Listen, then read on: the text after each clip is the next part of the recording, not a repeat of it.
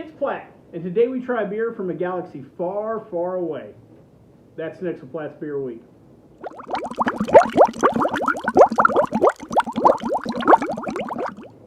So the particular beer we have today is Millennial, not Millennium, but Millennial Falcon. Comes to us from the fine folks at Mason Ale Works. If you hear something in the background, that is one of 3 rain showers we get every year in Las Vegas. It's actually raining in Las Vegas while I film this. So if you hear something, that's what it is. Write it down. It doesn't happen a lot here. Real quick, let's get into the background of Mason Ale Works. Founded in 2015 in Oceanside, California. It is a project or a concept of a company called 3LB Restaurants. The company itself dates all the way back to 2007. They're founding in Rancho Bernardo, California. The story behind 3LB is 2 longtime friends, Zach and Gret, grew up together, went to college together. I believe they might have even known each other back in high school.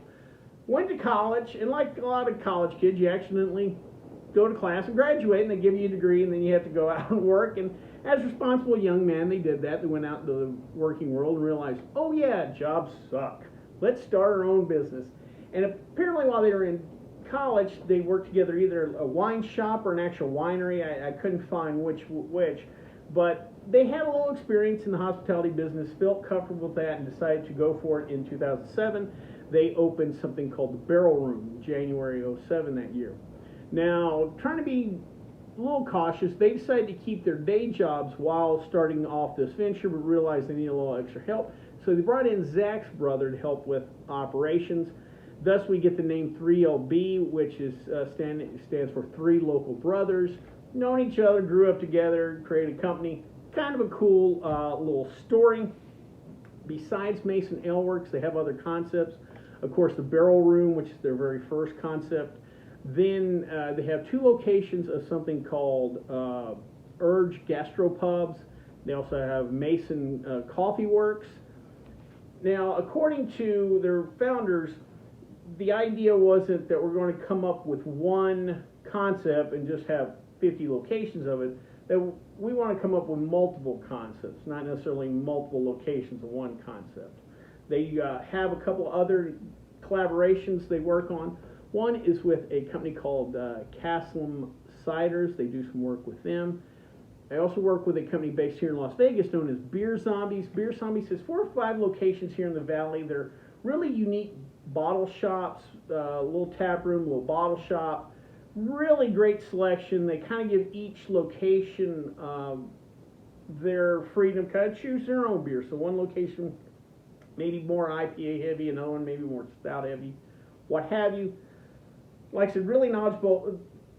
Beer Zombies also has their own line of beers, which Mason's makes most of them. They've contracted with a couple other breweries, but most of their stuff is with Mason. Real quick, let's talk about some of the other beers they produce. First is Respeto, 4.5% ABV. This is a classic Mexican lager. In their marketing for the beer, they point out that it works really nice with the street foods or like street tacos, stuff like that you get there in Southern California. Again, just works with the local fare. Next is their West Coast IPA, 7.2% ABV. A San Diego-based brewery, West Coast IPA. Just an absolute must. They use all those classic West Coast IPAs. Just works perfectly, again, with a San Diego-based brewery. Next is a really cool beer, especially if you loved early 80s action-adventure TV shows. B.A. Baracus, 14% ABV. This is a barley wine aged in Cutwater bourbon barrels. Cutwater is a distillery based there in the San Diego area. If I remember right, I think they're a spin-off of Ballast Point when they created their kind of distilling arm. Lastly, we have Harry and the Cindersons, 9.99% ABV. This is a triple IPA, kind of an homage to the 80s movie Harry and the Hendersons. In their marketing of this beer, they refer to this as a Sasquatch of a beer, big and bold like a Sasquatch, but kind of cool name there. Well, before we try this particular beer, though, let's check out the stats.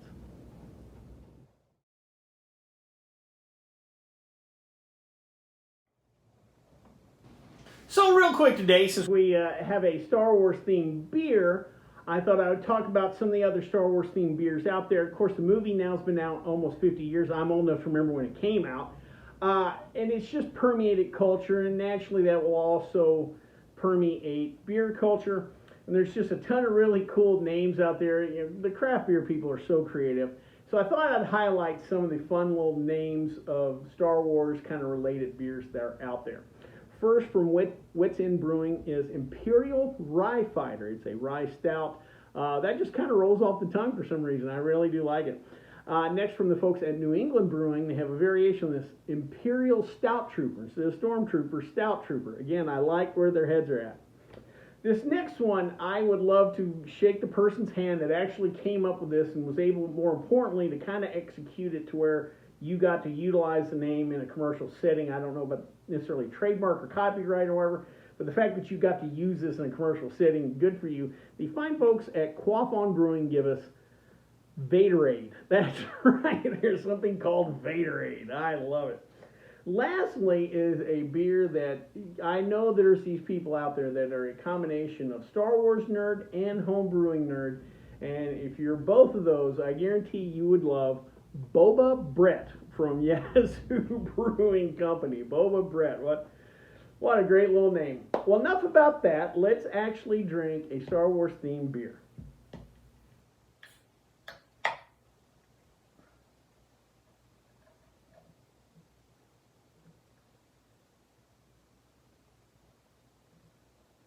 Alright, we've got one more to finger with, a really nice white foamy head, plenty of bubbles.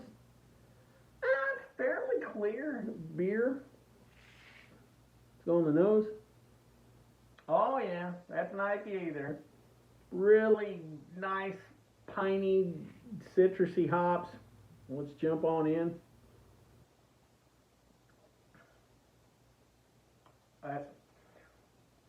That is a nice, simple drinker, 6.5% ABV.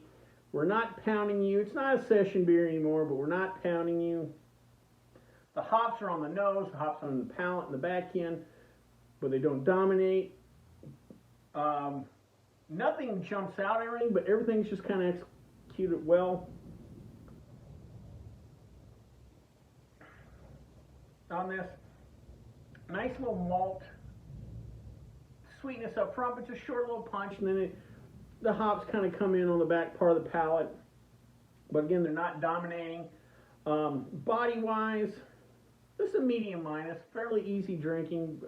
There is, you know, again, this is not a session style beer, and this doesn't have the mouthfeel of a session style beer either. Not just the alcohol, but also the mouthfeel. There is more, not a lot. I want to say just a hint more body than the classic like blonde ale. But really nice, simple IPA that is not beating you up with the hops.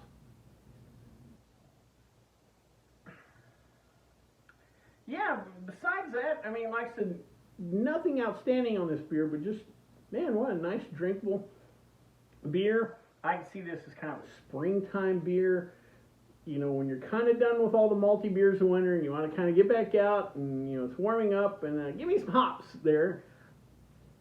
Nice little springtime IPA from the folks at Millennial Falcon, or the folks at Mason Ale Works give us the Millennial Falcon.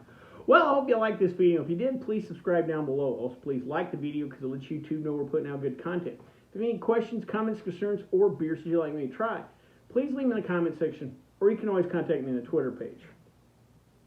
Till next time, bombs up.